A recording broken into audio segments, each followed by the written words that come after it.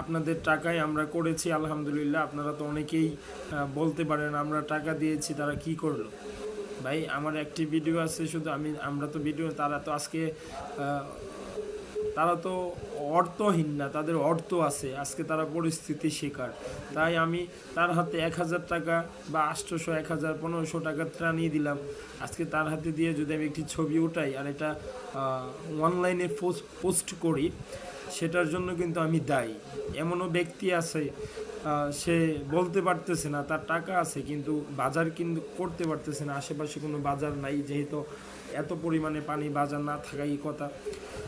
তারা কিন্তু তার হাতে ত্রাণ দেওয়াটা তার কাছে হয়তো লজ্জাবোধ তিনি করছেন নেওয়ার জন্য, কিন্তু তিনি পরিস্থিতির শিকার, সেই জন্য তিনিও ত্রাণ নিচ্ছেন। ওই রকম বহু লোক আমরা গতকালকে যেখানে গিয়েছিলাম ওইখানে আছে।